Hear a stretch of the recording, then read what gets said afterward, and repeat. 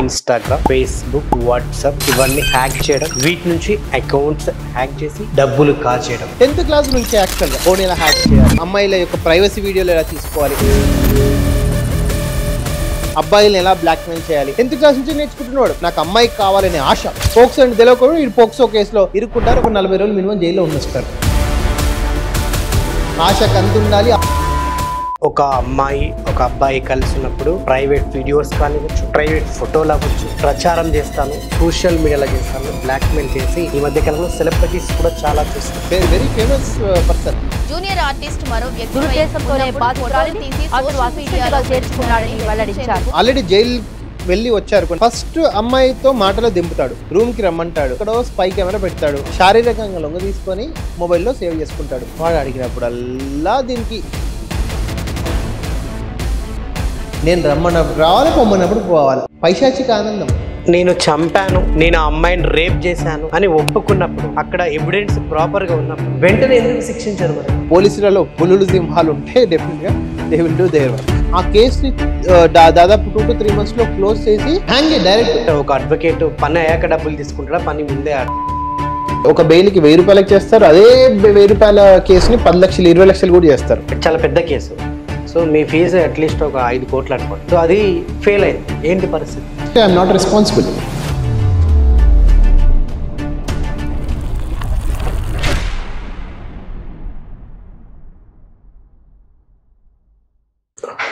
Hello, welcome to my podcast నిజం with Naresh Roy. దేశంలో రోజు రోజుకు క్రైమ్ రేట్ పెరిగిపోతూనే ఉంది. మర్డర్లు, మానభంగాలు, భూకబ్జాలు, సైబర్ నేరగాలు ఇలా 1 కాదు 2 కాదు అనేకం. మరి వీటన్నిటికీ పులి స్టాప్ ఉంటుందా అంటే లేదు. సో వీటన్నిటి గురించి మనతో పాటు డిస్కస్ చేయడానికి ఈరోజు మన స్టూడియోలో కూర్చున్నారు మన పోడ్కాస్ట్లో. So supreme court and high court doctor Rajesh Kumar garu. నమస్తే సార్. నమస్తే అండి. ఎలా ఉన్నారు? బాగున్నా, మీరు బాగున్నారా? Yeah, super sir. Welcome to my podcast. Yes, thank you. దేశంలో రోజు రోజుకి మర్డర్లు, మానభంగాలు, భూకబ్జాలు, ముఖ్యంగా ఈ మధ్యకాలంలో సైబర్ నేరగాళ్ళు ఎక్కువైపోయారు. మరి ఈ క్రైమ్కి పులి స్టాప్ ఉంటుందా? డెఫినెట్లీ. నేను ఏమంటే, మీరు చిన్న ఉన్నప్పుడు సోషల్ సైన్స్ బుక్ లో చదువుకుంటారు, జనాభా ఎక్కువ, రిసోర్సెస్ తక్కువ, రైట్? ఇప్పుడు మనకు ఇండియాలో పాపులేషన్ పెరిగే కొద్దికి resources, natural resources, artificial resources చాలా తక్కువ అయిపోతాయి. Including men and women ratio కూడా. ఉమెన్ రేషియో తక్కువ అయితే ఉమెన్ మీద మెన్ యొక్క అఘాయిత్యం అనేది ఎక్కువ అయిపోతుంది యాక్చువల్గా. సో ఇలాంటి క్రైమ్స్ అన్ని కూడా బేస్డ్ ఆన్ రిసోర్సెస్. ఇప్పుడు సపోజ్ ₹1 10 మంది పంచుకోవాలంటే కాంపిటీషన్. ఆ కాంపిటీషన్ లో ఫైనాన్షియల్ క్రైమ్స్ అవుతాయి. అన్నుడు తమ్ముళ్ళ మీద దాడి చేస్తాడు, తమ్ముడు అన్నల మీద దాడి చేస్తాడు. ఈరోజు మోహన్ బాబు కొడుకుపై దాడి చేసినట్టు. ఏదైనా financial issue, financial crime, financial నుంచే కదా ఈ ఎఫ్ఐఆర్లు కానీ క్రిమినల్స్ కానీ వచ్చేటివి.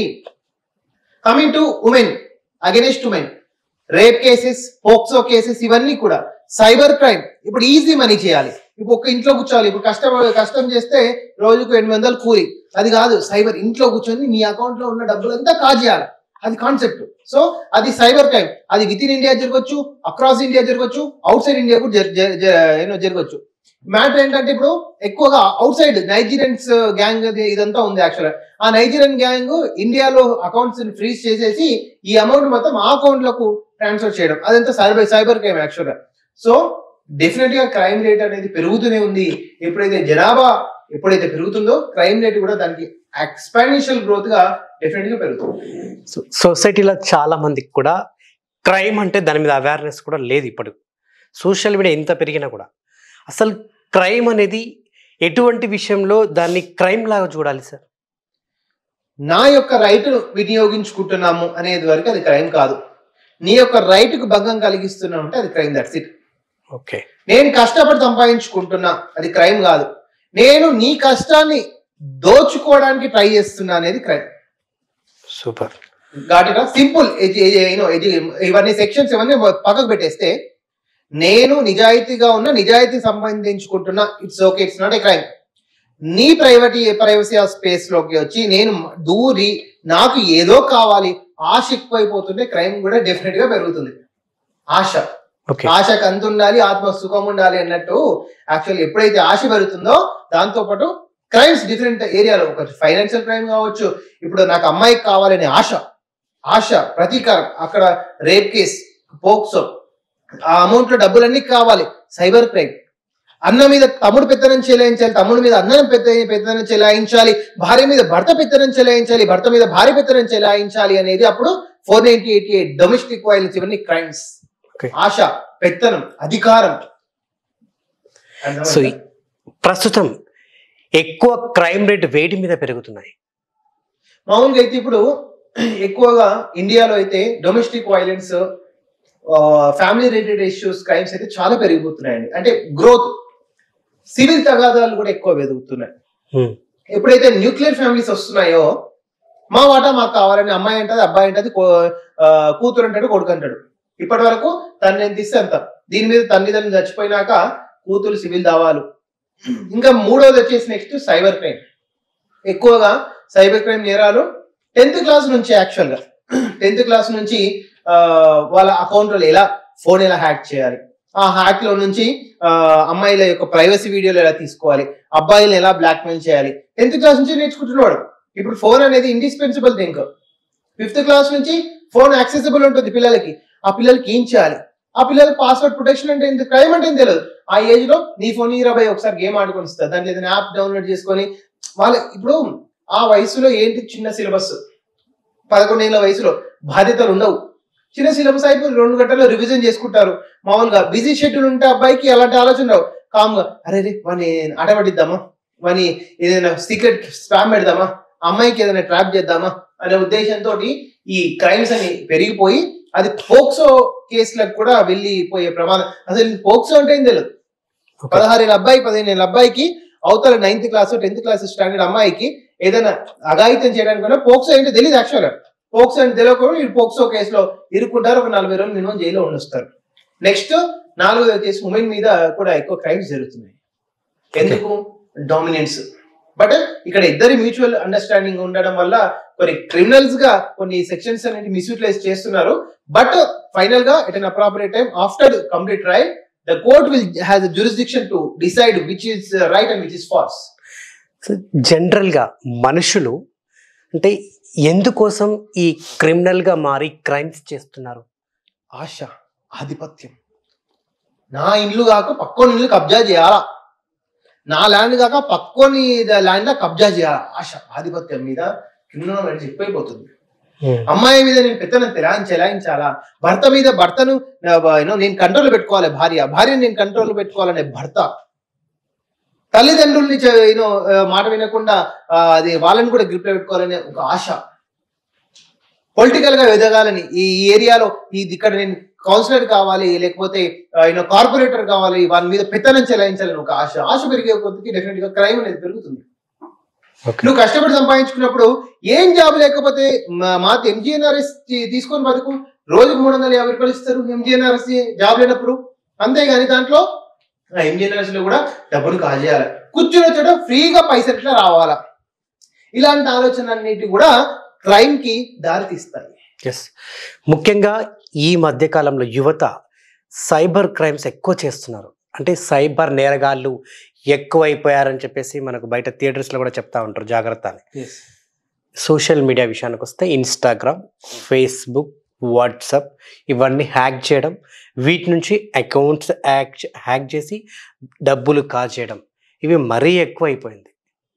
సో ఇటువంటి క్రైమ్స్ మీ దాకా వచ్చినప్పుడు సొల్యూషన్ ఎట్లుంటుంది వీటికి?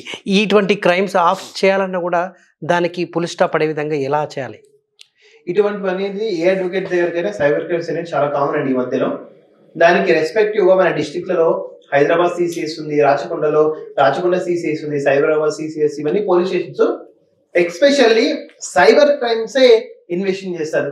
One is Facebook wing, WhatsApp wing, Instagram wing and other social media wings. వీటన్నిటిని డివైడ్ చేసుకొని సైబర్ క్రైమ్, ఇప్పుడు ఏదైతే అకౌంట్ మామూలుగా ఫిషింగ్ అంటారు, అంటే ఏంటిది, నీ యొక్క సిస్టమ్ ని ఏదో చిన్న లింక్ పంపించి, నీ ఫోన్ అవసరం లేదు, ఆ లింక్ పంపించి దాన్ని యాక్సెస్ చేసి నీ యొక్క ఫోన్ యాక్సెస్ మొత్తం నా చేతిలోకి వస్తుంది. ఫిషింగ్ అంటారు దీన్ని. ఫిషింగ్ అంటే ఏంటిదంటే నీ యొక్క సెల్ ఫోన్ లోకి నేను చొరబడి నీకు కావాల్సిన డేటాని నేను తీసుకోవడము, నీ బదులు నేను కూడా ఆపరేట్ చేసుకోవచ్చు, ఫోన్ నీదే, మొత్తం ఆపరేషన్ తో నాది ఉంటుంది యాక్చువల్గా. సో అలాంటి యాక్టివిటీస్ లో కొన్ని, అది కూడా ఏంటంటే ఇప్పుడు నేను ఒక లింక్ పంపిస్తా, నేను ఏమని పంపిస్తా, నీకు ఒక 1 lakh 10 lakh రూపీస్ లాటరీ తగ్గింది, ఓపెన్ చేస్తే నీ అకౌంట్ లో పడిపోతాయి, ఓపెన్ చేస్తే 10 లక్షలు నీ అకౌంట్ లో పడతాయి. అది ఆశ. నువ్వు ఆశతో క్లిక్ చేసి అత్యాశకు పోయినావంటే నువ్వు ఆ క్రైమ్ లో భాగస్వామి అవుతావు. అదే అంటున్నా, క్రైమ్ పెరిగిపోతుంది అంటే ఆశ. నువ్వు కష్టపడే దానికి నిజమైన విలువ కడితే దాని క్రైమ్ కాదు, అది క్రైమ్ అవ్వదు కూడా. నువ్వు ఎప్పుడైతే నీకు 10 లక్షల మెసేజ్ వచ్చింది, నువ్వు టెంప్ట్ అవుతున్నావు, వాడు టెంప్ట్ చేస్తున్నాడు ఆ క్రిమినల్, నువ్వు టెంప్ట్ అవుతున్నావు అంటే నువ్వు కూడా వన్ ఆఫ్ ద పార్టే. అంటే నీకు కూడా ఫ్రీగా సంపాదించాలనే ఒక ఆశ ఉంది, ఆశ వల్ల నువ్వు ఆ క్రైమ్ లో కూడా నువ్వు భాగస్వామి అవుతావు. సో అలాగే చాలా లింక్స్ పంపిస్తారు యూట్యూబ్లలో కానీ, ఫోన్ హ్యాకింగ్స్ లలో కానీ, ఇవన్నీ కూడా బ్లాక్ మెయిల్ చేసి డబ్బులు సంపాదించడం, ఇవన్నీ కూడా ఒక ఆశకు వచ్చి మాత్రమే ఈ క్రైమ్స్, సైబర్ క్రైమ్స్ కూడా అలాగే. ఇప్పుడు ఇన్స్టాగ్రామ్ కానివ్వండి, ఈవెన్ యూట్యూబ్ ఛానల్ కానివ్వండి, ఫేస్బుక్ అకౌంట్, ఫేస్బుక్ పేజీ కానివ్వండి, ట్విట్టర్ అకౌంట్, ఒక్కసారి హ్యాక్ చేసినాక తిరిగి మనం తెచ్చుకోవచ్చా? తెచ్చుకోవచ్చండి. ఎందుకంటే చాలా మంది కూడా యూట్యూబర్స్ వాటి మీద డిపెండ్ అయ్యి బ్రతికే వాళ్ళు, అలాంటి వాళ్ళు ఎంతో మంది ఉన్నారు. నేను ఏమంటున్నా అంటే, మామూలుగా మీ యూట్యూబ్ ఛానల్ ఒక 10 లక్షల మంది, 1 million సబ్స్క్రైబర్స్ ఉన్నారు, నేను హ్యాక్ చేస్తాను. అప్పుడు నువ్వు కన్సర్న్ సిసిఎస్ పోలీస్ స్టేషన్కి వెళ్ళి నా అకౌంట్ పాస్వర్డ్ ని హ్యాక్ చేశారు అంటే, వాళ్ళు concern Indian representative of YouTube అని ఉంటారు. యూట్యూబ్ కి టోటల్ కంట్రీకి ఒక రిప్రజెంటేటివ్ ఉంటారు. అక్కడ మాట్లాడి నీకు లీగల్ గా ఏదైనా password are user name change చేసే విధంగా వాళ్ళు కోఆపరేషన్ చేసి నీ అకౌంట్ మళ్ళీ నీకు తిరిగి ఇచ్చే ప్రొవిజన్స్ కూడా యూట్యూబ్ లోనే ఉన్నాయి. And without police station authority YouTube కూడా గ్రీవెన్స్ పెట్టుకుంటే they will resolve your issue as early as possible. Okay, so తిరిగి తెచ్చుకోవచ్చు. మాక్సిమం కేసులో నీకు ఒక తెలివి మంచిగా ఉంది అంటే, ఒక పద్ధతి ప్రకారం అయితే తెచ్చుకోవచ్చు. ఓకే, సో ముఖ్యంగా ఇప్పుడు సైబర్ నేరగాలంట బ్లాక్ మెయిలింగ్ కేసెస్ అంటే, ఒక అమ్మాయి ఒక అబ్బాయి కలిసి ఉన్నప్పుడు ప్రైవేట్ వీడియోస్ కానివ్వచ్చు, ప్రైవేట్ ఫోటోలు అవ్వచ్చు, ఇది నేను ప్రచారం చేస్తాను, సోషల్ మీడియాలో చేస్తానని బ్లాక్మెయిల్ చేసి అటువంటి కేసులు మనం ఈ మధ్య కాలంలో సెలబ్రిటీస్ కూడా చాలా చూస్తున్నాం. అవును. సో అటువంటి బ్లాక్మెయిల్ కేసులు కూడా సైబర్ క్రైమ్ కిందకే వస్తాయి కాబట్టి, సో వీటిని ఎలా చూస్తారు? ఇప్పుడు బ్లాక్మెయిల్ ఏంటంటే, ఇప్పుడు మామూలుగా నాకు తెలిసి ఒక కేసు ఉంది, వన్ ఆఫ్ ద కేసు, పేరు అనవసరము. ఓ పర్సన్ ఉన్నాడు, ఒక అబ్బాయి, ఫస్ట్ అమ్మాయితో మాటలో దింపుతాడు, మాటలో దించినాక రూమ్ కి రమ్మంటాడు, రూమ్ లో ఎక్కడో స్పై కెమెరా పెడతాడు, శారీరకంగా లొంగ తీసుకొని ఆ వీడియోను అతను మొబైల్లో సేవ్ చేసుకుంటాడు. అప్పుడు అమ్మాయికి ఏం చేస్తాడు తెలివిగా, అరే మొబైల్లో కెమెరా ఆన్ అయింది, మన రికార్డ్ అయింది అంటే, ఇప్పుడు చెప్పాడు, రూమ్ లో ఉన్నప్పుడు చెప్పడు, ఇంటికి వెళ్ళిపోయినాక ఈ పిక్ ఇలా రికార్డ్ అయింది అంటే అమ్మాయి భయం స్టార్ట్ అవుతుంది. అరే వీంతో ఏదో ఒక రోజు శారీరకంగా అయింది, ఇంకా మళ్ళీ లేకపోతే మళ్ళీ నేను ఇబ్బంది పడతా అని వాడు అడిగినప్పుడల్లా దీనికి బయట చెప్పుకోలేదు, పేరెంట్స్ చెప్పుకోలేదు ఈ విషయం, అలా చేస్తూనే అట్లా దాదాపు ఒక 100 అమ్మాయిలది ఉంది. యాక్చువల్ గా వెరీ ఫేమస్ పర్సన్, మేము కేసు డీల్ చేస్తున్నాం కాబట్టి వాళ్ళ పేరు చెప్పాల్సిన అవసరం లేదు. ఆల్రెడీ జైలు వెళ్ళి వచ్చారు కొన్ని డ్రగ్స్ విషయంలో కూడా ఆ పర్సన్ యాక్చువల్ గా. సో ఆ పర్సన్ వచ్చేసి ఇలా చేయడం అంటే బ్లాక్మెయిల్, ఇట్స్ కంప్లీట్లీ బ్లాక్మెయిలింగ్ అనమాట. సో వాళ్ళ అవతల వాళ్ళ పర్సన్స్ ఆస్ట్రేలియా, ఇప్పుడు ఆయన ఒక ex girl friends, present girl friends Australia, Singapore ఇక్కడ కూడా ఉన్నారు యాక్చువల్గా. సో బ్లాక్మెయిలింగ్ వ్యవహారం అనేది క్లాస్ 5 నుంచి కూడా స్టార్ట్ అవుతూనే ఉన్నాయి యాక్చువల్. సో ఇది అనేది డెఫినెట్ గా ఇలా ఎవరైనా ఉమెన్ కానీ మెన్ కానీ విక్టిమ్ అవుతే, మీరు కన్సర్న్ సిసిఎస్ పోలీస్ స్టేషన్కి వెళ్తే మీ మీద ఎఫ్ఐఆర్లు అవుతాయి, అవతల వాళ్ళ మీద ఎఫ్ఐఆర్లు అవుతాయి, వాళ్ళ ఫోన్లు కూడా సీజ్ చేసి ఆ డేటాను మొత్తం రిమూవ్ చేసే అవకాశం కూడా ఉంది. సో నాకు తెలిసి ఒక అడ్వకేట్ వాడిని సైకాలజికల్ గా కూడా మీరు చూస్తారు, ఒక క్రిమినల్ని. సో ఎందుకు ఈ బ్లాక్మెయిల్ కేసెస్, ఎవరైతే బ్లాక్మెయిల్ చేసి ఇటువంటి కార్యకలాపాలకి పాల్పడుతున్న వ్యక్తి ఏంటి, ఆయన మైండ్ అంటే అటువంటి క్రైమ్ ఎందుకు చేయాలనుకుంటాడో, ఎటువంటి వ్యక్తులు చేస్తారని? పైశాచిక ఆనందం, అదే అంటున్నా, పైశాచిక ఆనందం. అదొక ఆనందం మనకు ఒక కష్టపడి సంపాదించుకుంటే, 1 లక్ష రూపాయలు నెలకు సంపాదించుకుంటే ఒక ఆనందం కాదు, అమ్మాయి మీద పెత్తనం చెలాయించాలి, నేను రావాలి పొమ్మన్నప్పుడు పోవాలి, అదొక పైశాచిక ఆనందము. సో దాని వల్ల ఆనందానికి వాడు అలవాటు పడి ఆమెతో డ్రగ్స్ కి అలవాటు చేయించి, సిగరెట్ కి అలవాటు చేయించి, డిఫరెంట్ బ్లాక్మెయిల్, ఇంకా ఆమెను ఎటు పనికి రాకుండా చేస్తారండి లాస్ట్ అమ్మాయిని. ఓకే, అండ్ ఈ మధ్య కాలంలో మనం సోషల్ మీడియాలో కూడా చూస్తున్నాం, అంటే భర్త ఉన్నాక కూడా పరాయి వ్యక్తితోటి అఫైర్ పెట్టుకొని వాడితోటి శారీరకంగా అనుభవిస్తున్న వాళ్ళు చాలామంది ఉన్నారు. అది కాస్త కొంచెం చనువుగా వాడు తీసుకొని మీరు అన్నట్టుగా మళ్ళీ రికార్డ్స్ చేసుకొని వీడియోలు ఫోటోలు చేసుకొని ఇంకా ఆమెకు రావడం కుదరకపోతే ఇప్పుడు నువ్వు రాకపోతే నేను మీడియాలో పెట్టేస్తా, రాకపోతే నేను యూట్యూబ్లో అప్లోడ్ చేసేస్తా అంటే ఈ రకంగా బ్లాక్మెయిల్ చేసే పర్సన్స్ కూడా చాలామంది ఉన్నారు. Yes, why they are doing. Already ఒక పెండ్లం ఉంది, హ్యాపీగా లైఫ్ లీడ్ చేసుకుంటున్నాడు. సరే ఒక అమ్మాయి వచ్చిందేమో, ఎంజాయ్ చేసి అయిపోయింది. అయినా కూడా మళ్ళీ ఆ అమ్మాయిని ఇలా శారీరకంగా టార్చర్ పెట్టడం ఏంటని. అదే ఇంకొకటి చెప్తాను, పైశాచిక ఆనందం ఒకటి, ఇంకొకటి మళ్ళా ఇప్పుడు పైశాచిక ఆనందమే కాకుండా ఇప్పుడు శారీరకంగా ఒక ఆల్రెడీ వివాహిత స్త్రీ వివాహిత అబ్బాయి ఉన్నప్పుడు వాళ్ళకున్న రిలేషన్ దెబ్బతీయాలనే ఒక రెండో ఆలోచన. మూడోది వాళ్ళకున్న ఫైనాన్షియల్ స్టేటస్ దెబ్బతీయాలి, బ్లాక్మెయిల్ చేయి, నాకు 10 లక్షలు ఇచ్చి వీడియోని డిలీట్ చేస్తా, వాడు ఒకవేళ 3-4 లక్షలు సంపాదించవచ్చు సాఫ్ట్వేర్ నెలకి, దాన్ని రిమూవ్ చేసి ఆ అకౌంట్ ద్వారా వీనికి అమౌంట్ రావాలనే ఉద్దేశంతో అలా చేస్తూ కొన్ని ఉంటాయి రీజన్స్. అది ఈజీ మనీకి అలవాటు ఇలా బ్లాక్మెయిల్ చేస్తారు. వీళ్ళకి ఎటువంటి సెక్షన్స్ ఉంటాయి సార్ బయటికి రాకుండా మరోసారి ఇటువంటి తప్పు చేయకుండా ఉండాలంటే వీళ్ళకి ఎటువంటి శిక్షలు ఉంటాయి, సెక్షన్స్ ఉంటాయి? డెఫినెట్ గా అండి. ఇప్పుడు ఒక ఉమెన్ ని కించబడితే మాత్రం పాత సెక్షన్స్ లో 354D అనేది కంపల్సరీ ఉంది యాక్చువల్గా. సో సైబర్ క్రైమ్ సెక్షన్స్ కూడా చాలానే ఉన్నాయి. సో వీటన్నింటిని కూడా ఒకవేళ సైబర్ క్రైమ్ లిమిట్ ఉంటుంది, ఎంత డబ్బును కాజేసినాం అనే ఉద్దేశంతో. ఒకవేళ 10 lakhs అబో 20 lakhs అబో ఉంది అంటే డెఫినెట్ గా సెక్షన్ 5 ఆఫ్ తెలంగాణ యాక్ట్ అని ఉంటుంది ఒకటి కొత్తది. సెక్షన్ 5 ఆఫ్ తెలంగాణ యాక్ట్ పడితే వాడు ఎంత వరకు సంపాదించిండు, వాడి ఇన్కమ్ ట్యాక్స్ 18 years అబో తర్వాత ఎంత డబ్బు సంపాదించినో అది మొత్తం కూడా సీజ్ అయ్యే అవకాశం కూడా ఉంటుంది యాక్చువల్గా. సైబర్ క్రైమ్ లో ఈ మధ్యన ఈ రీసెంట్ గా సైబర్ ఛానల్ ద్వారా డ్రగ్స్ నమ్ముతున్నారు, గాంజాయి నమ్ముతున్నారు. ఇవన్నిటిని కూడా పోలీసు వాళ్ళు హెచ్చరిస్తూనే ఉన్నారు. కొన్ని సెక్షన్ల ద్వారా ఈ డ్రగ్స్ గాంజాయి మీరు ఆన్లైన్ లో అమ్ముతే మీ యొక్క ఆస్తులను కూడా జప్తు చేయడం జరుగుతుందని పోలీసు వాళ్ళు హెచ్చరిక చేస్తున్నారు కూడా. యాక్చువల్ మన హైదరాబాద్ లో చాలా వరకు జరిగాయి కూడా. Okay, and coming to OYO rooms. Okay, ఒక కపుల్ ఓయో రూమ్కి వెళ్ళి ఎంజాయ్ చేద్దామని పోయిన కపుల్ అదే రోజు ఒకవేళ రైడ్ జరిగి దొరికితే సో ఇజ్ ఇట్ క్రైమ్ లేదా వాళ్ళు సేఫ్ అయి బయటికి రావచ్చా? అది ఓయో రూమ్కి వెళ్ళిన అమ్మాయి అబ్బాయి మీద ఆధారపడి ఉంటుందండి. వాళ్ళు కన్సర్న్ గా పరస్పరంగా వెళ్ళారా లేకపోతే బలవంతంగా వెళ్ళారని దాన్ని బట్టి ఆధారపడి ఉంటుంది. ఇప్పుడు లివింగ్ రిలేషన్ అనేది లీగలే, అడల్టరీ కూడా లీగలే. అమ్మాయి అబ్బాయి కలుస్తున్నంత మాత్రాన తప్పు జరుగుతుంది అని మనం నిర్ధారణ చేయలేము యాక్చువల్గా. కానీ ఒక అమ్మాయిని ఒక అబ్బాయి బలవంతంగా ఓయో రూమ్లకు 4 గోడల మధ్యలోకి తీసుకెళ్ళినప్పుడు మాత్రము డెఫినెట్ గా అది క్రైమ్ కిందికి వస్తుంది. ఇష్టపడి తీసుకెళ్ళిన అమ్మాయి ఇష్టంతో అయితే మళ్ళీ క్రైమ్ కాదు. మళ్ళీ అక్కడ 4 రూమ్లకు వెళ్ళి వచ్చి నన్ను ఇబ్బందిగా చేశారు, నన్ను ఇబ్బంది పెట్టారు ఆ 4 రూమ్లలో అని అమ్మాయి బయటకు వచ్చి పోలీస్ దగ్గర రికార్డ్ స్టేట్మెంట్ చేస్తే అది మళ్ళీ క్రైమ్. ఎందుకంటే ఈ మధ్య కాలంలో అలా ఏదైతే కపుల్ ఒక ఓయో రూమ్లకు పోయి వాళ్ళు ఏదో ఎంజాయ్ చేద్దామా ఇంకా వేరే ఎక్సెట్రా అనుకొని పోయిన రోజే అదే దాంట్లో ఏదో ఇన్ఫర్మేషన్ పోతే అదే ఓయో రూమ్కి వచ్చి మిగతా వాళ్ళు దొరకడము, మళ్ళీ అదే పక్క రూమ్లో వీళ్ళు దొరకడము, ఇదంతా ఒక్కసారిగా ఏంటంటే తప్పు చేయని వాళ్ళని కూడా కపుల్స్ని తీసుకుపోయి స్టేషన్లో పెట్టిన వాళ్ళు కూడా చాలామంది ఉన్నారు. సో అంటే చేయని తప్పు కూడా శిక్ష పడిన వాళ్ళు కూడా ఏం లేదు, చేయని తప్పుకి ఏం శిక్ష పడదు.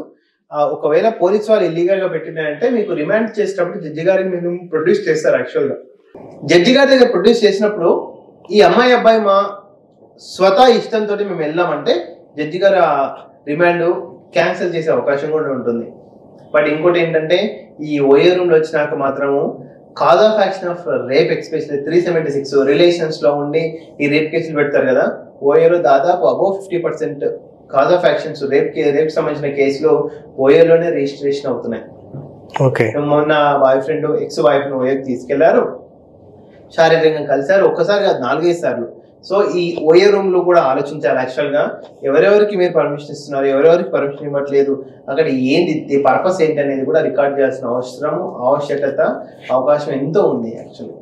ఓకే, అండ్ ఇంకోటి ఇలా మీరు అన్నట్టు ఒక అమ్మాయిని పిలిచి ఒక 10 మంది అబ్బాయిలు కలిసి ఆమెని శారీరకంగా వాడుకోవడం సెక్షువల్గా, ఇవన్నీ చాలాసార్లు మనం చూస్తూ ఉంటాం. ఇటువంటి కేసెస్ నిజంగా మరి ఆ 10 members ఏదైతే బ్యాచ్ ఉంటుందో వారికి నిజంగా మళ్ళీ అంటే చేయకుండా వేసేటువంటి శిక్షలు కానివ్వండి, సెక్షన్స్ కానీ ఉండవా? మళ్ళీ రిపీటెడ్గా చేస్తూ ఉంటారు. లేదండి, ఏమనంటే పాత సెక్షన్ ప్రకారం 376N మల్టిపుల్ రేప్ కేసులు ఉంటారు యాక్చువల్గా. సో ఈ మల్టిపుల్ రేప్ కేసులు ఉన్నప్పుడు మినిమం 7 years పనిషబుల్ అఫెన్స్ అయితే ఉంటుంది. ఇప్పుడు కొత్త చట్టం ప్రకారం 20 years వరకు పనిషబుల్ అఫెన్సెస్ ఉన్నాయి యాక్చువల్గా. సో దీంట్లో ఏంటంటే ఇప్పుడు వాడు 20 years ఉన్నాక డెఫినెట్గా అనుకున్న వాడు మ్యాక్సిమం 99% వాడు మళ్ళీ పునర్జీవానికి వస్తాడు. అలాంటి క్రైమ్స్ అయితే చేయరు.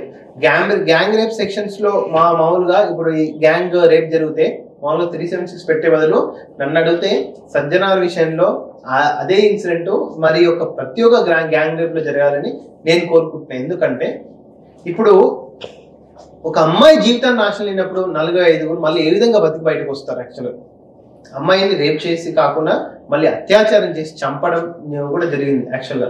సో దీంట్లో 100% వాళ్ళు ఆలోచించుకోవాలి. ఈ గ్యాంగ్ రేప్స్ కానీ ఇవన్నీ కూడా జరిగితే వాళ్ళను లా ప్రకారం కాకుండా కూడా there are different kind of things. ఒకవేళ ఈ మామూలుగా పోలీసులలో పులుడు సింహాలు ఉంటే డెఫినెట్గా they will do their work. Okay, exactly మీరు అన్నట్టు దిశ సంఘటన దేశాన్ని కదిలించింది. ఒక చట్టాన్ని తీసుకొచ్చింది, దిశ చట్టం. సజ్జనార్ గారు చేసినటువంటి ఒక మంచి పని, లేకుంటే నిజంగా ఆ ఇన్సిడెంట్ జరగడం వల్ల వచ్చినటువంటి ఒక మంచి చట్టమా అని. కానీ ఇలా గ్యాంగ్ రేప్స్ జరిగినప్పుడు సో మీరు అన్నట్టుగా ఎందుకు అమలు చేయట్లేదు? వాడిని తీసుకెళ్ళి స్టేషన్లో కూర్చోబెట్టి మేపుడు, కోట్ల చుట్టూ తిప్పుడు, ఎందుకు సార్ ఇదంతా? వెంటనే ఎందుకు శిక్షించట్లేదు? అంటే మన జ్యుడిషియల్ సిస్టమ్ అనేది ఒక ప్రొసీజర్ ఉందండి. యాక్చువల్గా ఎఫ్ఐఆర్ అయినప్పుడు ఇన్వెస్టిగేషన్ జరగాలి 60 to 90 days లోపల. దాని తర్వాత మళ్ళీ ఛార్జ్షీట్ అవ్వాలి.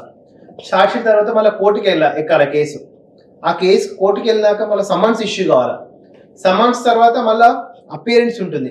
అపియరెన్స్ తర్వాత కాంప్రమైజేషన్ ఉంటుంది. ఆ కాంప్రమైజేషన్ ఫెయిల్ అయితే మళ్ళీ ట్రయల్ ఉంటుంది.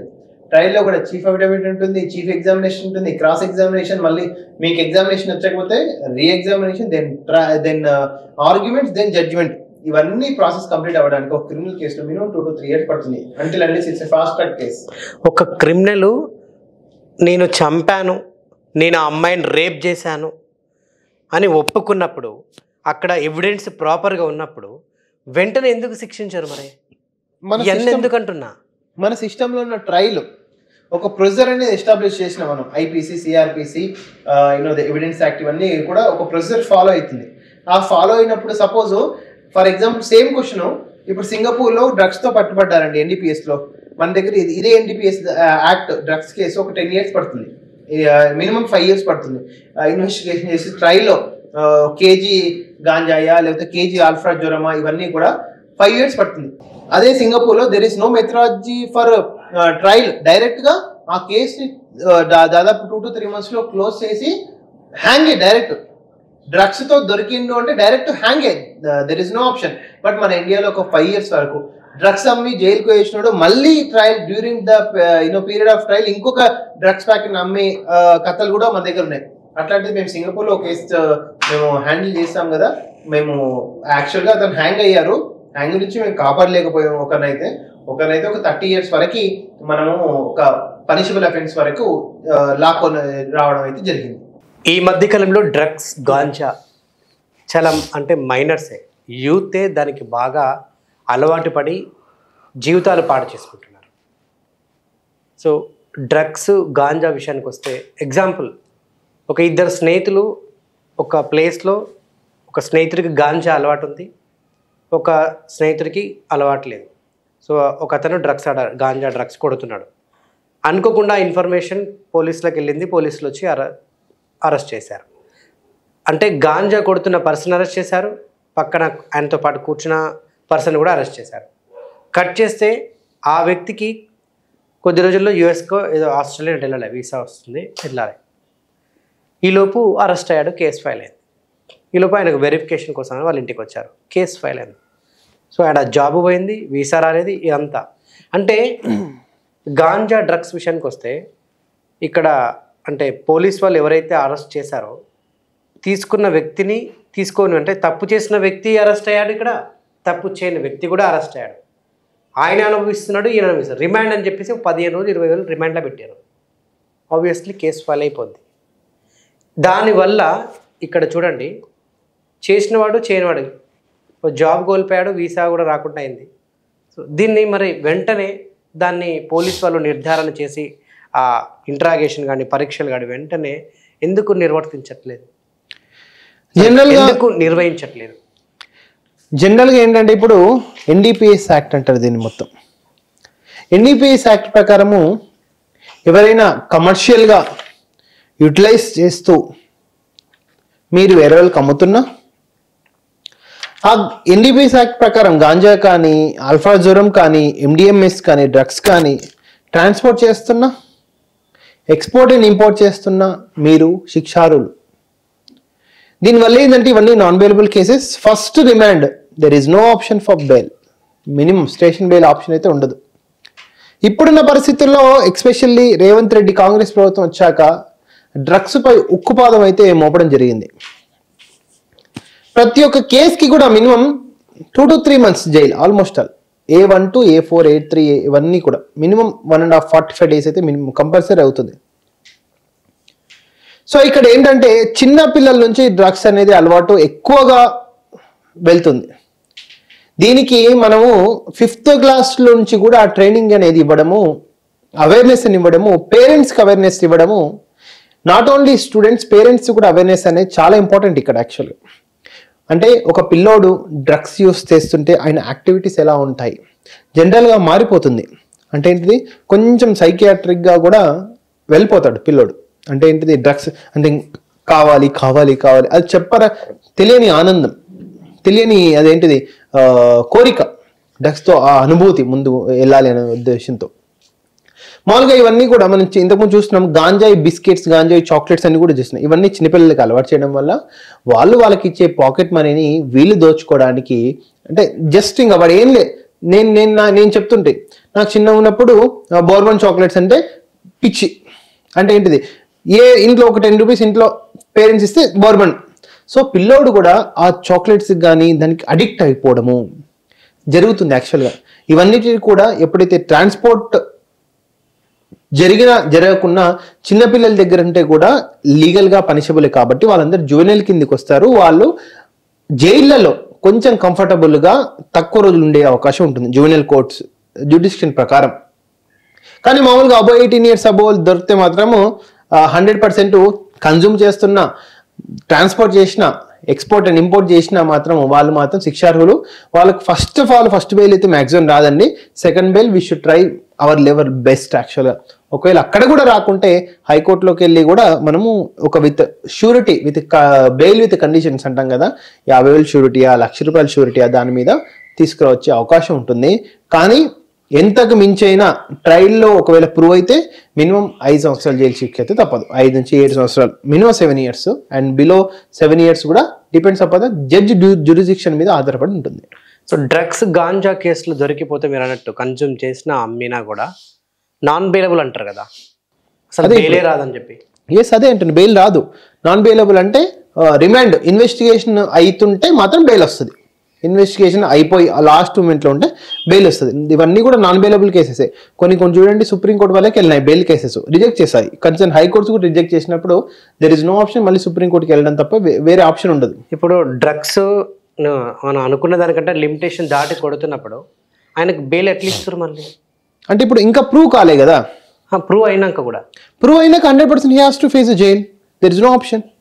ట్రయల్లో నువ్వు తీసుకున్నావు కానీ ప్లస్ కమర్షియల్గా ట్రాన్సాక్షన్ ప్రూవ్ అయితే 100% you have to face jail. There is no option. So నువ్వు 1 kilo గాంజా మీద దొరికిపోయినా అంతే. తప్పకుండా నువ్వు చెంచల్ కూడా చెల్లపల్లి 4 బెయిల్, ఇంకా బెయిల్ రాదు, ఆప్షన్ లేదా? నువ్వు ఒకసారి ట్రయల్ కంప్లీట్ అయిపోతే compulsory you have to face a punishment. నువ్వు అక్విటల్ అయితే నీకు సంబంధం లేని ప్రూవ్ చేసుకుంటే మాత్రం ప్రూవ్, ఇప్పుడు డెఫినెట్ గా అమ్మిండు అని ప్రూవ్ అయితే జైలు తప్పించి వేరే ఆప్షన్ లేదు. ఇంకా బయటికి రాని ఛాన్స్ లేదు. చాలా మంది ఉన్నారు అట్లా. కానీ ట్రయల్ మాత్రమే 3 to 6 years జరిగే అవకాశం ఉంటుంది. ప్రూవ్ అయితే మాత్రం 100% జైలు అంతే. Okay, and coming to POCSO, చాలామందికి ఈ పోక్సో కేసులో చాలామంది ఈ మధ్యకాలంలో ఇరికిన వాళ్ళు చాలామంది ఉన్నారు. ఎగ్జాంపుల్ మొన్న జానీ మాస్టర్ కేసు. కానీ అక్కడ ఇదంతా వాంటెడ్గా చేసినట్టు కూడా జనరల్గా కొంత అనిపించింది. బట్ చాలా మందికి అంటే ఈ యూత్కి తెలియదు పోక్సో గురించి.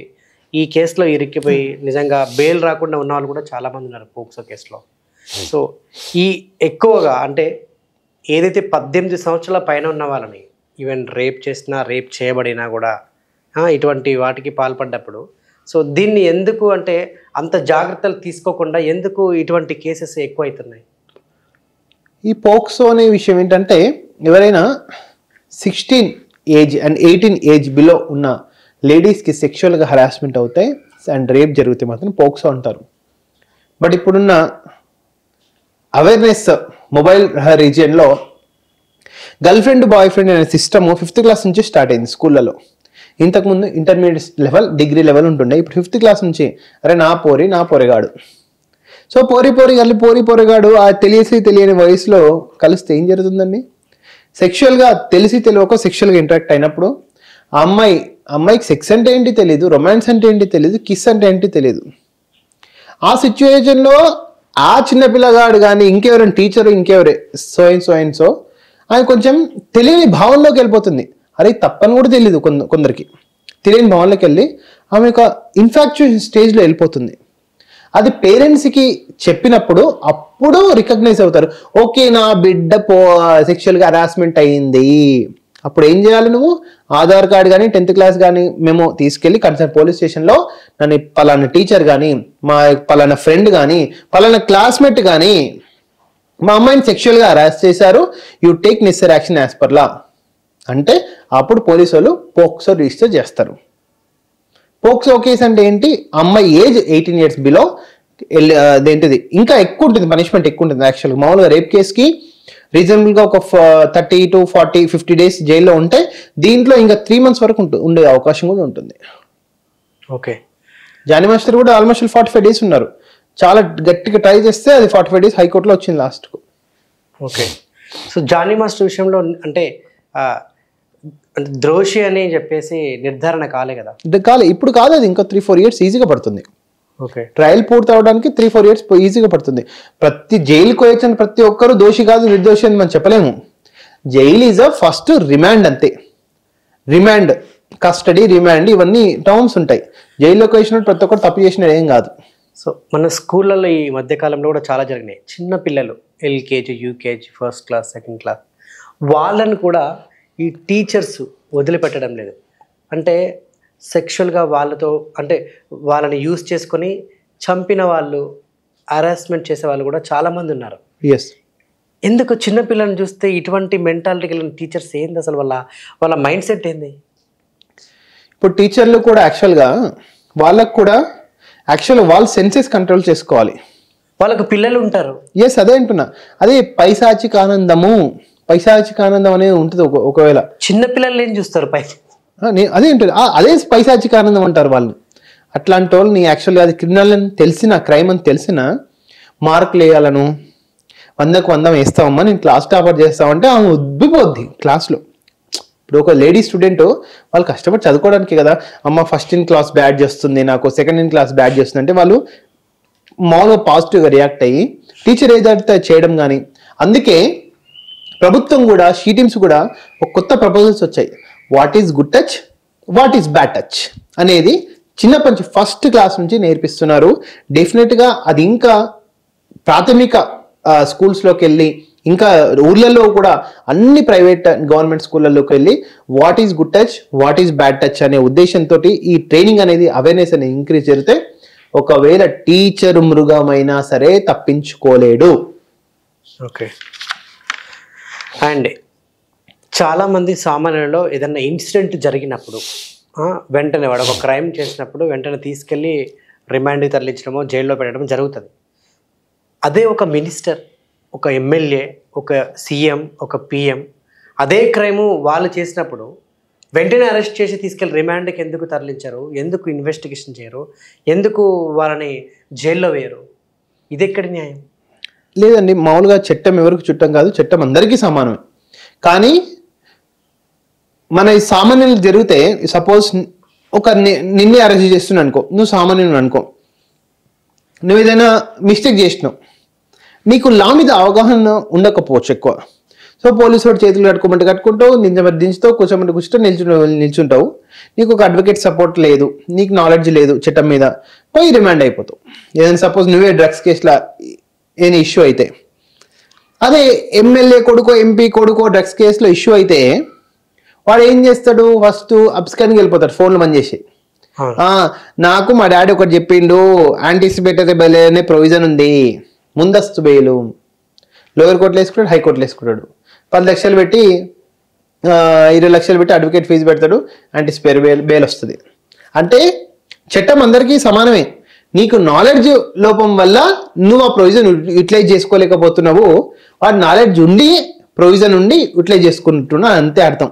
యాంటిసిపేటరీ నువ్వు వేసుకోవచ్చు, వాడే వేసుకోవచ్చు, ఎవరైనా వేసుకోవచ్చు. సో ఇక్కడ నాలెడ్జ్ అవగాహన కూడా ఇంపార్టెంట్ యాక్చువల్గా. డబ్బులు చల్లి ఈ మధ్యకాలంలో ఒక సెలబ్రిటీ హోదాని సంపాదించినటువంటి హర్ష, ఆయన కూడా అబ్స్కాండ్కి వెళ్ళి that is why I'm asking. Jani master anticipatory bail వేయలేదు, నిజం different, maybe different results. Harsha Sai anticipatory bail వేసిండు, 1 వేసిండు, 2 వేసిండు, finally he got it. So ఇక్కడ జానీ మాస్టర్ ఇవ్వడం లేదు, ఎక్కడ యూటిలైజ్ చేసుకోలేదు ఆపర్చునిటీ. రాజ్ తరుణ్ కూడా సెక్షన్ 493 ఐపీసీలో కూడా యాంటిసిపేటరీ బెయిల్ వేసింది కాబట్టి వచ్చింది. The knowledge is matter, that's it. Okay. So భూదందాల విషయానికి వస్తే నిజంగా ఇది మాత్రం ఈ మధ్యకాలంలో చాలా జరిగినాయి. సో ఒకటి భూమి ఇంకొకటి కబ్జా చేసుకొని దాన్ని వాళ్ళ దగ్గర ఉన్న ఏదైతే ఒరిజినల్ పేపర్స్ యాస్టీస్గా చేసుకుంటున్నారు. అయినా కూడా ఎవరైతే ఆక్రమించుకున్న వాళ్ళని ఏం చేయలేకపోతున్నారు. మరి దీనికి చట్టాలు మరి చుట్టమవుతున్నాయో తెలియదు, కానీ మరి వాళ్ళకు అంటే కనీసము కరెక్ట్గా మళ్ళీ వాళ్ళ భూమి వాళ్ళకు వచ్చేటట్టు చేసుకునే విధంగా సెక్షన్ అంటే మీ లాలో లేదా అంటున్నారు? డెఫినెట్గా ఉందండి. యాజ్ పర్ లిమిటేషన్ యాక్ట్ ప్రకారము మీకు నీ భూమి నేను ఆక్యుపై చేసిన, నీకు ఒక 3 years టైం ఉంటుంది. 2 years వరకు టైం ఉంటుంది యాక్చువల్గా చెప్పాలంటే. మీ నాలెడ్జ్ ప్రకారం 3 years, but cause of action arouse అయ్యి 2 years వరకు నువ్వు నా మీద నేను నీ భూమి ఆక్యుపై చేసిన అంటే మళ్ళీ నీ భూమి నీకు వచ్చేస్తుంది. బట్ ఇక్కడ లిమిటేషన్ యాక్ట్ అనేది చాలా ప్రాథమికం. నీ భూమి నేను ఆక్యుపై చేసిన నాలెడ్జ్ నువ్వు ఉండి 12-13 సంవత్సరాలు కామ్గా ఉంటే నీ భూమి నాదైపోద్ది. ఒకవేళ నీకు నాలెడ్జ్ ఉండి కన్సర్న్ పోలీస్ స్టేషన్కి కానీ సివిల్ కోర్టుకి వెళ్ళాలి నాలెడ్జ్ ఉందంటే అప్పుడు మళ్ళీ నీ భూమి నీకు వస్తుంది 100%. అది based on the knowledge, that's it, అంతే. ఓకే, అంతే. సో మరి యాజ్టీస్గా ఇక్కడ కాగితాలు ఈయన కూడా ఒరిజినల్ చూపిస్తున్నాడు కదా.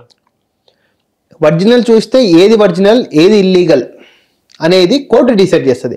ఏది ఫస్ట్ రిజిస్ట్రేషన్, ఏది సెకండ్ రిజిస్ట్రేషన్, ఏది వ్యాలిడ్ రిజిస్ట్రేషన్, ఏది వ్యాలిడ్ పేపర్స్, ఏది ఇన్వాలిడ్ పేపర్స్ అనేది jurisdiction of the court will decide it. Okay. So అదే అక్కడైతే దొరికిపోతారు, 100% దొరికిపోతారు. కోర్టు ఏది చెప్తే అదే మొత్తం న్యాయం. ఓకే.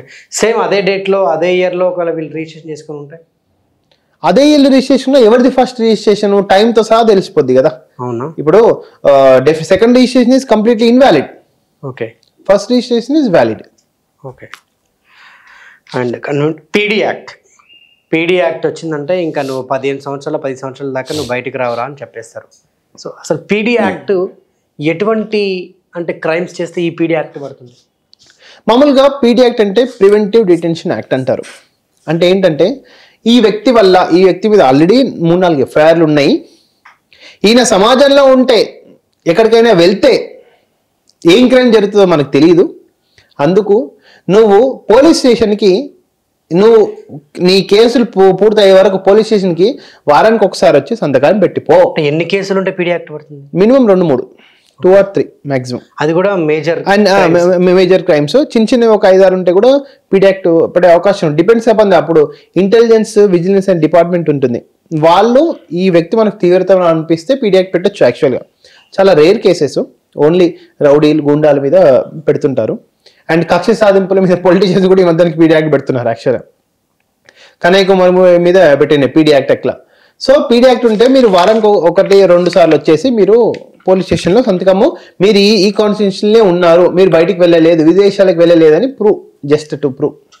ఒకవేళ నువ్వు పెట్టలేదంటే ఇంటికి వస్తాడు, ఉన్నావా లేదా చెక్ చేస్తాడు పోలీసుడు. పీడీ యాక్ట్ అంటే ఎన్ని సంవత్సరాలు ఉండాలి జైల్లో? పీడీ యాక్ట్ పడితే జైలు ఉండాల్సిన అవసరం లేదు, అది మళ్ళీ ప్రూవ్ కావాలి. అన్ని సెక్షన్స్ ప్రూవ్ అయితే ఇర్రెస్పెక్టివ్ ఆఫ్ ద సెక్షన్స్ వాళ్ళు అన్ని సంవత్సరాలు జైలు ఉండాలి. మినిమం ఎన్ని సంవత్సరాలు? మినిమం ఎన్ని సంవత్సరాలు ఉండదు. పీడీ యాక్ట్ అనేది 2-3 ఎఫ్ఐఆర్లకు సంబంధించింది కాబట్టి ఆ సెక్షన్స్ ఏంది, అది రేప్ కేసా, మర్డర్ కేసా, 354D ఇవన్నీ డిఫరెంట్ సెక్షన్స్ బట్టి డిఫరెంట్ పనిష్మెంట్స్ ఉంటాయి. సో పీడీ యాక్ట్ కి దానికి సంబంధం లేదు యాక్చువల్గా. ఓకే. సో అంటే ఎన్ని రోజులైనా ఉండొచ్చు అంటే డిపెండ్స్ అపాన్ ద సెక్షన్. దాంట్లో కూడా మళ్ళీ సెక్షన్స్. అదే అండి, పీడీ యాక్ట్ లో కూడా డిఫరెంట్ ఎఫ్ఐఆర్స్ ఉంటాయి కదా, ఎఫ్ఐఆర్ సెక్షన్స్ ఉంటాయి కదా, బేస్డ్ ఆన్ దాని మీద మనకు పీడీ యాక్ట్ పనిష్మెంట్ అనేది ఉంటుంది. ఓకే. ఇప్పుడు జనరల్ గా ఒక 3 మర్డర్లు చేసిండు, కన్ఫర్మ్ అయింది, పీడీ యాక్ట్ వేసేసారు, ఎన్ని ఏండ్లు పడుతుంది బయటికి రావడానికి? ఆ మర్డర్ కేసులో ఏది ప్రూవ్ అయినా జడ్జి గారు ఎన్ని ఇయర్స్ లోపల ఉండాలంటే అన్ని ఇయర్స్ ఉండాల్సిందే. అంతే. 3 మర్డర్లు 4 మర్డర్లు ప్రూవ్ అయినా ఉండాల్సిందే. సో బెయిల్ తెచ్చుకోవడానికి ఉండదు. ఇంకా మొత్తం ట్రయల్ అంతా ప్రూవ్ అయినాక there is no option for bail. You can appeal, మళ్ళీ అప్పీల్ వేసుకోవచ్చు, బట్ అప్పీల్ కూడా ఫెయిల్ అయితే you have to be go for the jail. Okay.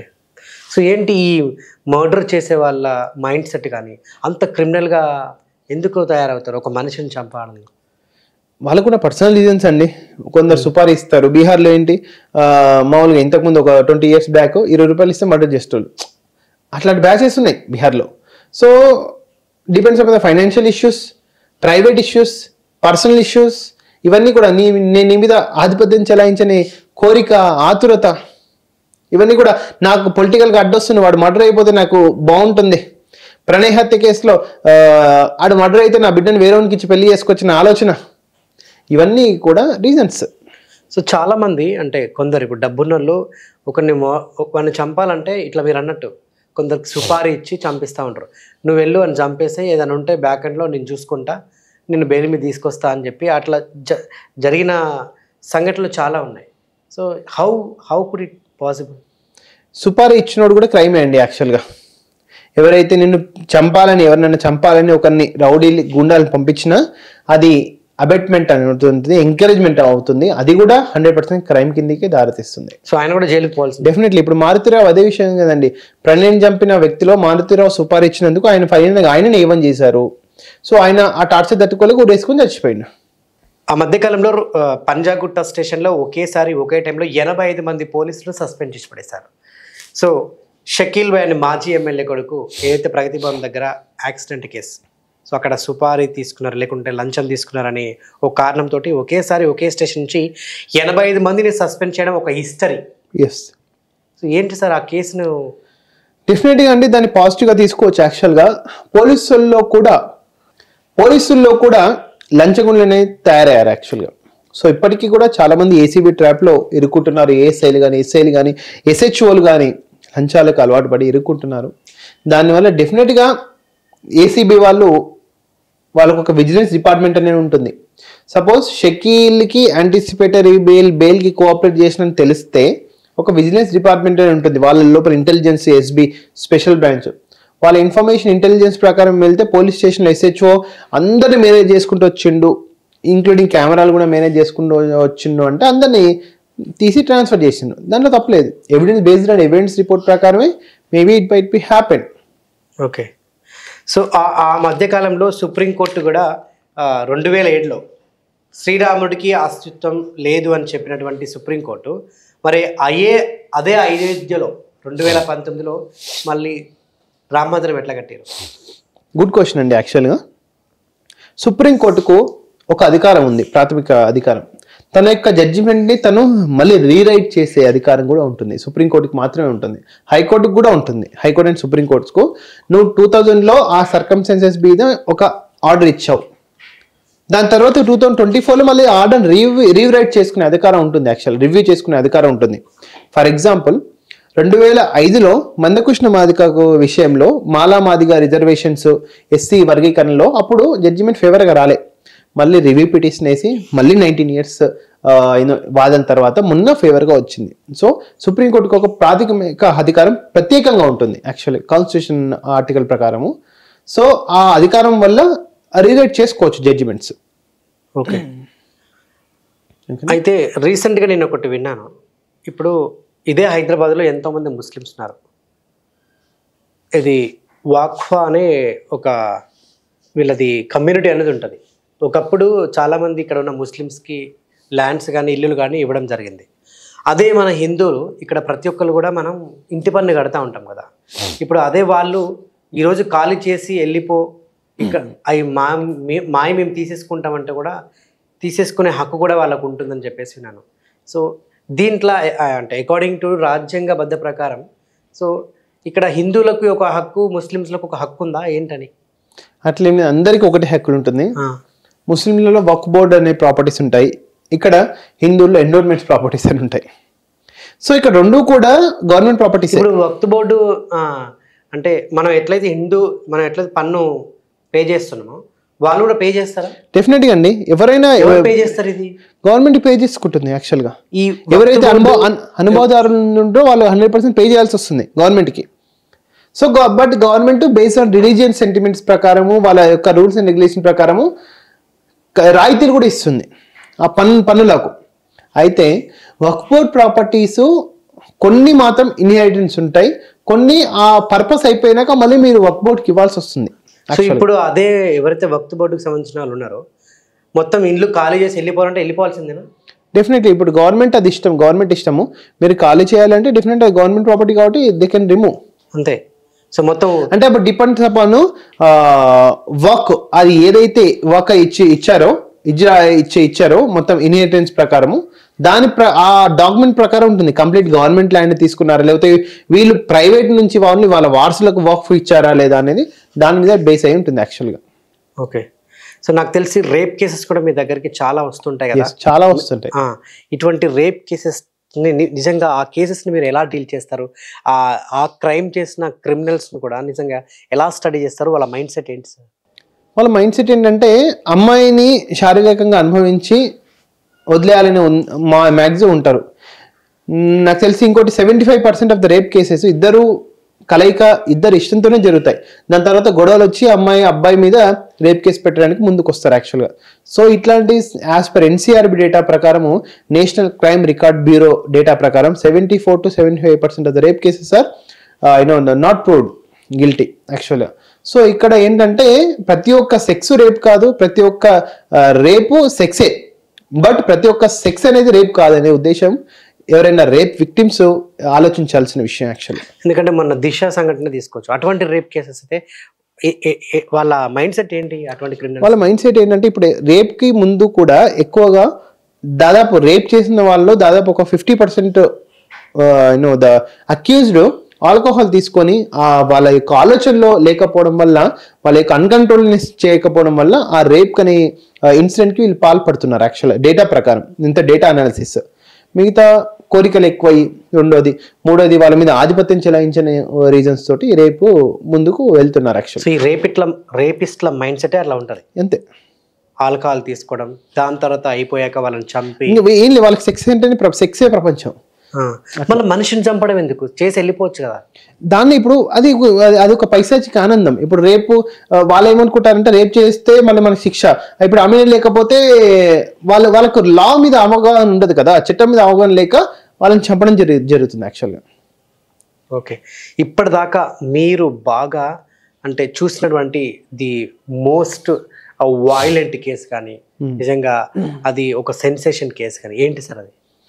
నేను చూసిన విషయంలో అయితే పల్లవి ప్రశాంత్ విషయంలో కొంచెం ఎక్కువ సెన్సేషనల్ కేసు అండి.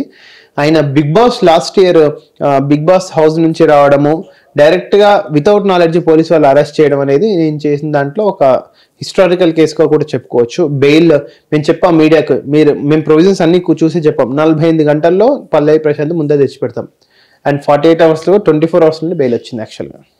సో అది మా యొక్క హిస్టారికల్ కేసు. ఓకే. సో మీ అంటే కంప్లీట్గా మీరు అంటే వాదించిన కేసులు ఇది ఒక ఎస్. పల్లవి ప్రశాంత్ విషయంలో ఫస్ట్ నేను గజ్వేల్కి వెళ్ళి వాళ్ళ పేరెంట్స్కి ప్రెస్ మీట్ పెట్టి వాళ్ళకు ధైర్యం ఇవ్వడం జరిగింది. దాని తర్వాత మేము ఇక్కడ వకాలతు తీసుకోవడం జరిగింది. దాని తర్వాత మళ్ళీ నేను ఎందుకు మన బిడ్డ మన పర్సన్ అని నేను కూడా ఒక 20 మంది అడ్వకేట్ని పోజ్ చేసుకుని అందరం కలిసి ఆర్గ్యుమెంట్ చెప్పడం, అదొక హిస్టారికల్గా నా కెరీర్లో నేను చెప్పుకోగలుగుతా. ఓకే. సో ఇప్పుడున్న జనరేషన్లో నాకు తెలిసి అడ్వకేట్స్ కానీ లాయర్స్ కానీ చాలా కాంపిటీషన్ చాలా ఉంది. చాలామంది లాలు చదివేస్తున్నారు, చాలామంది అడ్వకేట్లు అవుదామని, జడ్జీలు అవుదామని చెప్పేసి. సో ఇంతమంది కాంపిటీషన్ తట్టుకోవాలన్నా కూడా దానికి బాగా స్టడీ చేయాల్సిందే. డెఫినెట్గా చాలా స్పాంటినిటీ కావాలి, స్మార్ట్ వర్క్ కావాలి, అండ్ లీగల్గా అన్నీ తెలిసి ఉండాలి, లీగల్గా ఇంకా తెలివిగా బాగా ఆరితేరి ఉండాలి. ఒక తప్పుడు కేసును కూడా దాన్ని మళ్ళా కొందరు అది తప్పు కాదు నిజమని చేసే మైండ్ సెట్ కూడా ఉంటుంది అడ్వకేట్ల దగ్గర. సో ఈ జర్నీలో నిజంగా మీరు డే 1 నుంచి ఒక ఇంత మంచి అడ్వకేట్ అవ్వడానికి అసలు నిజంగా ఎంత స్ట్రగుల్ అయి ఉంటారు? డెడికేషన్ అండి. నేను దాదాపు మేము స్టార్టింగ్లో మా సీనియర్ దగ్గర చేసేటప్పుడు నైట్ 1:32 వరకు వర్క్ చేసుకున్నాం, డ్రాఫ్టింగ్ కానీ అనాలిసిస్ కానీ. అండ్ ప్లస్ నాకు ఇంతకుముందు దీనికి సిస్టమ్కి అడ్వకేట్ సిస్టమ్కి వచ్చే ముందు సిస్టమ్ మీద అవగాహన ఎక్కువ ఉంది. What is legislative system, what is executive system, what is judicial system, what is media, fourth estate, ఎవరికి చదరంగంలో ఎవరికి చెక్ పెట్టాలనే నాలెడ్జ్ ఎక్కువ ఉంది. అంటే దాని మీద మనము అవగాహన చేసాం కాబట్టి ఎక్కువ ఉందని చెప్పొచ్చు. అవగాహన ఉంది, మరి నాలెడ్జ్ సబ్జెక్ట్ నాలెడ్జ్ ఇన్డెప్త్ లేకున్నా అవగాహన ఉంది.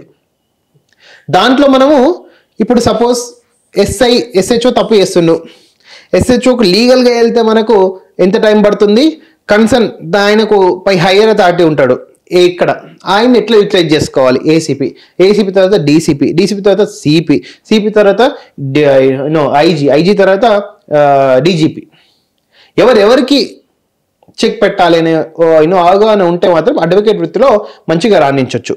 అడ్వకేట్ వృత్తిలో కాకుండా రాజకీయంగా కూడా మంచిగా రాణించవచ్చు యాక్చువల్గా. సో ఇక్కడ పవర్ అనేది ఈక్వల్గా ఉంటుందా ఈ 4 పిల్లర్స్కి? 100%. అదే ఒక ఇల్లు నిలబడాలంటే 4 పిల్లర్లు, that's it. Legislative, executive, judicial and 4th pillar media. That's it. So ఒక చాలా సెన్సేషనల్ మర్డర్ కేసు మీకు వచ్చింది సార్. నిజంగా ఆ వ్యక్తి ఒక 10 మంది కలిసి ఒకరిని చంపింది ఒక్కడే కానీ 10 మంది ఉన్నారు. సో మిగతా 9 మందిని మీరు సేవ్ చేయాలి. చంపింది ఒక్కడే, జస్ట్ 10 మంది ఆడున్నారు, 9 మందిని సేవ్ చేయాలి. చాలా కాంప్లికేటెడ్ కేసు ఇది. సో దీన్ని ఏ విధంగా మీరు విజయవంతం చేస్తారు? అది ఎంత అంటే నాలెడ్జ్ ఉండాలా దీనికి, లేకుంటే ఆ వర్క్ అంత బుక్స్ మీద వర్కౌట్ చేయాలా? లేదండి, ఇప్పుడు ఒక మర్డర్ కేసులో యాక్చువల్గా ఫస్ట్ కంప్లైంట్ చూస్తాం. కంప్లైంట్ చూసి మెడికల్ లీగల్ డాక్యుమెంట్స్ ఇస్తాం, డాక్టర్ ఇచ్చిన documents plus 161 statements, 164 statements, witness ఇచ్చిన స్టేట్మెంట్స్ను కూడా మేము పరిశీలిస్తాం బాగా. దాంట్లో మాకు క్లాజ్ వస్తే అవతల వాడిని ఎలా బయటికి వేయాలనేది, ఎవరైతే అక్యూజ్డ్ మర్డర్ చేస్తారని నింద మోపిన పర్సన్ని ఎలా బయటికి వేయాలనేది మేము ఆలోచిస్తాం యాక్చువల్గా. అవతల పర్సన్ కూడా మీ అంత స్ట్రాంగ్ అడ్వకేటే ఉంటాడు డెఫినెట్గా. ఇప్పుడు 2 అడ్వకేట్లు ఏదో ఒక అడ్వకేటే విన్ అవ్వాలి యుద్ధంలో, ఒకరు ఓడిపోవాలి, ఒకరు విన్ అవ్వాలి. సో ఎవరిది మెరిట్స్ ఉంటే డెఫినెట్గా వాళ్ళకు న్యాయం అనేది వస్తుంది. సో ఇక్కడ ఎవిడెన్సా ముఖ్యం, లేకుంటే వాదించే అడ్వకేటా? Evidence is prevails. Okay, evidence prevails. వాదించే అడ్వకేట్ సేమ్ నాలెడ్జ్ ఉంది అంటే నేను ఒకటేలాగా వాదిస్తాం, బట్ ఎవిడెన్స్ ప్రివైల్స్. దాన్ని ఎక్స్ప్లెయిన్ చేసి కన్విన్స్ చేసే the imperial way of methodology is important. Evidence ఉంటుంది, దాన్ని ప్రజెంటేషన్ చేసే శక్తి కూడా ఉండాలి అడ్వకేట్కి. ఓకే, లేకపోవచ్చు అంటే మీకంటే చాలా తక్కువ నాలెడ్జ్ ఉన్న వ్యక్తే ఉండొచ్చు, కాకపోతే ప్రాపర్ ఎవిడెన్స్లు అక్కడ ఉన్నాయి, మీరు స్ట్రాంగ్గా వాదిస్తారు. సో మీ దగ్గర అంతగా ఆయన దగ్గర ఉన్న ఎవిడెన్స్ మీ దగ్గర లేవు, ఏంటి పరిస్థితి? ఎవిడెన్స్ ఉంటే ఒక్కొక్కసారి జడ్జి గారు కూడా ఎంత మంచి ఎవిడెన్స్ ఉన్నా దానికి ఎంత పెద్ద సీనియర్ అడ్వకేట్ అయినా పక్కకు పెట్టి బేస్డ్ ఆన్ ఎవిడెన్స్ న్యాయం చెప్పే అవకాశం కూడా ఉంటుంది. అంతే. సో డిపెండ్స్ ఆన్ అడ్వకేట్, ఏం కాదు అడ్వకేట్ మీద ఉంటుంది, బట్ ఆ ఎవిడెన్స్ ని ఎలా ప్రొడ్యూస్ చేయాలి, ఏ విధంగా కన్విన్స్ చేయాలనే ఉద్దేశం కూడా 2 ఇంపార్టెంట్ యాక్చువల్గా. 2 కన్నా important, evidence important plus way of methodology to approach the court అనేది కూడా ఇంపార్టెంట్. ఓకే, సో అట్లా మీరు ఇప్పటి వరకు ఎన్ని కేసులు గెలిచారు, ఎన్ని కేసులు ఓడిపోయారు? దాదాపు ఇప్పుడు మాకు ఒక 50% అబోవ్ అయితే అన్ని గెలిచామండి. డిస్పోజ్ అయితే ఒక 50% అబోవ్ అయితే ఉన్నాయి మాకు. సో మిగతావి పెండింగ్ ఉన్నాయి. ఓకే, ఓడిపోవడం అంటే ఓడిపోనే ఉండదు, ఓడిపోయినా మళ్ళీ మేము అప్పీల్కి వెళ్తాం, depends upon the merits of the case. Okay, so ఇక్కడ ఎట్లా అంటే ఒక అడ్వకేట్ పని అయ్యాక డబ్బులు తీసుకుంటారా, పని ముందే డబ్బులు తీసుకొని? స్టార్టింగ్ లోకి అయితే ఏ అడ్వకేట్ అయినా డిపెండ్స్ అపాన్ ఫీజెస్ ఉంటాయి. అడ్వకేట్ కి రేంజ్ బట్టి, ఫీజు బట్టి, ఆయన స్ట్రాటజీ బట్టి ఫీజెస్ ఉంటాయి. ఒక బెయిల్కి 1000 రూపాయలకు చేస్తారు, అదే 1000 రూపాయల కేసుని 10 లక్షలు 20 లక్షలు కూడా చేస్తారు. చూసాను సార్ నిజంగా. అంటే చంద్రబాబు నాయుడు గారి టైంలో, కవిత గారి టైంలో వాళ్ళు అరెస్ట్ అయినప్పుడు నిజంగా ఒక అడ్వకేటు ఒక కేసు వాదిస్తే జీవితంలో సెటిల్ అయిపోవచ్చు అని అప్పుడు తెలిసింది నాకు. అదే అంటే ఇప్పుడు ఒక్క జస్ట్ అంటే ఆయన వాదించే టైంతో పాటు క్యాలిక్యులేషన్ చేస్తారట. అదే టైం కోట్లని. నేను అదే అంటున్నా. ఇప్పుడు ఒక విషయంలో మామూలుగా అదే బెయిల్ని 1000 రూపాయలు కూడా చేస్తారు, 500 కూడా చేయొచ్చు. బెయిల్ని 500 రూపాయలు కూడా చేయొచ్చు. బట్ దాని కాస్ట్ 10 lakhs కూడా చేసుకుంటారు. ఎందుకంటే ఒక వర్క్ నాలెడ్జ్ వర్త్ ఇది. ఇక్కడ నాలెడ్జ్ ప్రివేట్స్ అంతే ఇక్కడ, దట్స్ ఇట్. ఇప్పుడు చంద్రబాబు నాయుడుకి వచ్చిన అడ్వకేట్ సుప్రీంకోర్టు నుంచి వచ్చారు. ఆయన అక్కడ కేసులన్నీ వదులుకొని ఇక్కడికి రావాలి. ఆ కేసులకు వేరే సబ్ జూనియర్స్ కానీ సబ్ కొలీగ్స్ కానీ అప్పగిప్పాలి. అక్కడ ఆ పేమెంట్ చూసుకోవాలి, ఈయన ఫీజు చూసుకోవాలి. అందుకే రేట్ అంత పెరిగింది. కొందరు ఒకనొక విషయంలో సపోజ్ అదేంటిది కొన్ని విషయాల్లో జైలుకి వెళ్ళే పరిస్థితుల్లో మనం ఆపుతాం, ఏదో తెలివి ఉపయోగించి సిస్టమ్ని అవగాహనతో మనం ఆపుతాం. దానికి డెఫినెట్గా హీ హ్యాస్ టు పే. ఒక్క కేసు తోటి నిజంగా జీవితంలో సెటిల్ అయిపోయేంత ఉంటుందండి. ఎస్ అవునండి, వాస్తవం. ఎందుకంటే కంప్లీట్గా ఇక్కడ అడ్వకేట్లు ఇంత ఫీజు తీసుకోవాలని అయితే ఇక్కడ రాయలేదు. బట్ సివిల్ కేసులో మాత్రం 10% ఆఫ్ ద మార్కెట్ వాల్యూ తీసుకోవాలని ఉంది. బట్ క్రిమినల్ కేసులో ఇంత ఫీజు తీసుకోవాలని ఇక్కడ లిమిటేషన్ లేదు. బట్ తీసుకున్న ఫీజుకి న్యాయం జరగాలి, లేకపోతే అసోసియేషన్ మీద కంప్లైంట్ పడుతుంది. అది కూడా ఉంటుంది. సో మీరు పర్సనల్గా మిమ్మల్ని వచ్చి ఇప్పుడు ఒక అబ్బాయి మిమ్మల్ని చాలా పెద్ద కేసు, సో మీ ఫీజు అట్లీస్ట్ ఒక 5 కోట్లు అనుకోండి, సో అది ఫెయిల్ అయింది, ఏంటి పరిస్థితి? ఇప్పుడు 5 కోట్లు ఫీజు ఇచ్చి పర్సనల్ మిమ్మల్ని పర్సనల్గా ఎట్లయినా కేసు గెలవాలి సార్ అంటే మీరు చెప్తారు, నా ఫీజు 5 కోట్లు దీనికి, ఎందుకంటే అన్ని వదులుకొని వచ్చి నేను ఇక్కడ చేయాలి కాబట్టి. సో వేరే స్టేట్ నుంచి మీరు వచ్చారు, మీరు అన్నట్టే 5 crores తీసుకుని అయినా ఓడిపోయారు, పరిస్థితి ఏంటి? ఇప్పుడు ఓడిపోవడం అంటే నేను వర్క్ చేయకపోవడంగా ఓడిపోవడం వేరు. నువ్వు ఇచ్చిన ఎవిడెన్స్ని ప్రాపర్గా యాజ్ పర్లా ఎస్టాబ్లిష్ చేసి ప్రజెంట్ చేసి ఆర్గ్యుమెంట్ చేస్తే నీ దాంట్లో మెరిట్స్ లేకుంటే ఐఎమ్ నాట్ రెస్పాన్సిబుల్. డబ్బులు పెట్టేది అందుకే సార్ చాలా అదే అంటున్నా. ఇప్పుడు ఏ అడ్వకేట్ కూడా వకాలత్ తీసుకుంటాడే కానీ నీ క్రైమ్ మొత్తాన్ని నేను తీసుకోను. అర్థమవుతుందా? నీ తరపున వాదించడానికి మాత్రమే అడ్వకేట్. ఇప్పుడు గుళ్ళోకి చాలా మంది భక్తులు వస్తారు, దేవుణ్ణి ప్రార్థిస్తారు, అర్చన మాత్రం పూజారితోనే చేయించుకుంటాడు. అందరికీ అర్చన చేస్తాడు, అన్ని కోరికలు తీరాలని లేదు కదా.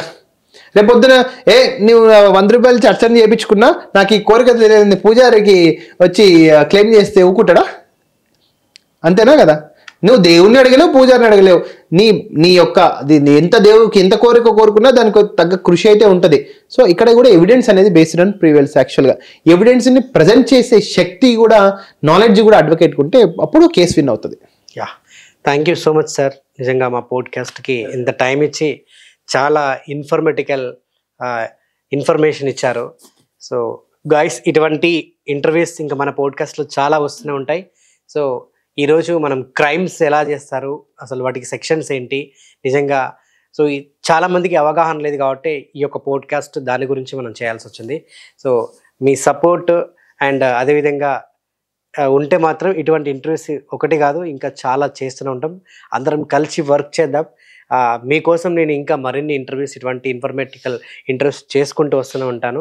సో మీ సపోర్ట్ ఎప్పుడూ ఉండాలి. సో దయచేసి నేను ఇంకా ఎక్కువ చేయాలి అనుకుంటే మీకు ప్రతి డౌట్ కూడా నా ఇంటర్వ్యూ కింద కామెంట్ రూపంలో మెన్షన్ చేయండి. అదేవిధంగా కింద బెల్ ఐకాన్ ఉంటుంది, అది కొడితే తప్ప ఇటువంటి ఇంటర్వ్యూస్ మీ దాకా రావు. డెఫినెట్గా ముందుగా ఇంటర్వ్యూ చూసే ముందే ఆ బెల్ ఐకాన్ అయితే క్లిక్ చేయండి. సో అదేవిధంగా మీ యొక్క ఒపీనియన్స్ అన్నీ ఏదైతే ఉన్నాయో, మీకు డౌట్స్ ఉన్నా కూడా, మీకు ఏదన్నా ఇటువంటి కేసెస్లో కానివ్వండి, లేదంటే ఇల్లీగల్ ప్రాబ్లమ్స్ ఏమన్నా కూడా డైరెక్ట్గా మన కాంటాక్ట్ నెంబర్ ఉంటుంది, డిస్క్రిప్షన్లో మనకు సంబంధించిన డీటెయిల్స్ ఉంటాయి. సో లేదంటే కామెంట్స్లో కూడా ఈ యొక్క ఇంటర్వ్యూకి సంబంధించినటువంటి కామెంట్స్ కూడా మెన్షన్ చేయండి. అంటిల్ దెన్ మరో పోడ్కాస్ట్తో మీ ముందు ఉంటాను. జై హింద్.